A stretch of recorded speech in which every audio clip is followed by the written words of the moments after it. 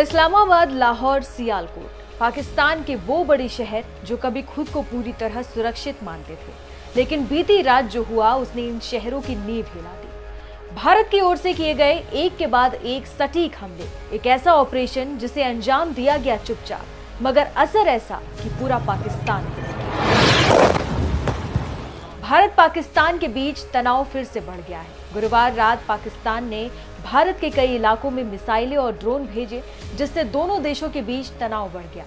पाकिस्तान ने अपने हवाई हमलों में भारत के नागरिक और सैन्य स्थलों को निशाना बनाया। भारत ने इस्लामाबाद, लाहौर और सियालकोट जैसे महत्वपूर्ण स्थानों पर हमला किया, जिससे पाकिस्तान को बेहद नुकसान हुआ। पाकिस्तान का कहना है कि इस जवाबी कार्रवाई में उसके 5 लड़ाकू विमान, जिसमें एक F-16 भी शामिल था, वो मार गिराया गया।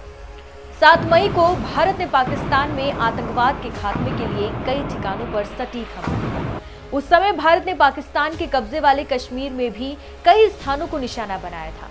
पाकिस्तान इस हमले से घबराया हुआ था, इसलिए उसने 7-8 मई को उत्तरी और पश्चिमी भारत में भी सैन्य ठिकानों पर हमला करने की कोशिश की। इस घटना ने दोनों देशों के बीच फिर से तनाव और ज्यादा बढ़ा दिया।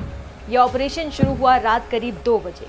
भारतीय वायुसेना के स्पेशल स्क्वाड्रन ने LOC पार की और सबसे पहले निशाना बनाया सियालकोट के बाहरी इलाकों में स्थित आतंकी ट्रेनिंग कैंप को। रिपोर्ट्स के मुताबिक वहां भारी विस्फोट हुआ और पूरा इलाका आग की लपटों में घिर गया। इसके बाद अगला टारगेट बना लाहौर का एक गुप्त ठिकाना, जहां पाकिस्तान की ISI के संरक्षण में कुछ विदेशी लड़ाके छिपे हुए थे।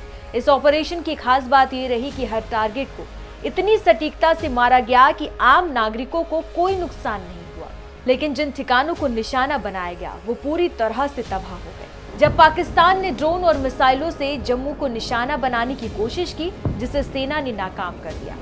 सूत्रों ने बताया कि F-16 लड़ाकू विमान ने पाकिस्तानी वायुसेना के प्रमुख एयरफोर्स स्टेशन सरगोदा एयरबेस से उड़ान भरी थी, जिसे भारतीय SAM ने सरगोदा एयरबेस के पास ही मार गिराया। धर्मशाला में पंजाब किंग्स और दिल्ली कैपिटल्स के बीच होने वाला IPL मैच अचानक रद्द कर दिया गया।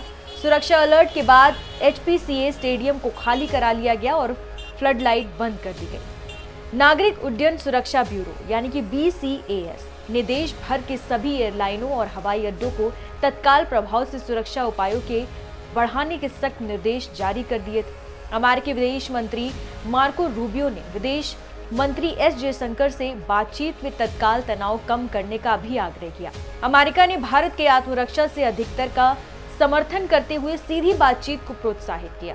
इस्लामाबाद में हुए हमले ने पूरी दुनिया का ध्यान खींचा। राजधानी के VIP जोन के पास एक खुफिया बेस पर हमला, और वो भी रात के अंधेरे में, बिना किसी चेतावनी के। सूत्र बताते हैं कि इस ऑपरेशन में ड्रोन तकनीक का इस्तेमाल हुआ, जिसने दुश्मन को सोचने तक का मौका नहीं दिया। भारत का ये रात का ऑपरेशन सिर्फ हमला नहीं था, ये एक रणनीतिक चेतावनी थी। और अब सवाल ये है कि क्या पाकिस्तान इससे सबक लेगा या फिर एक और जवाब का इंतजार करेगा।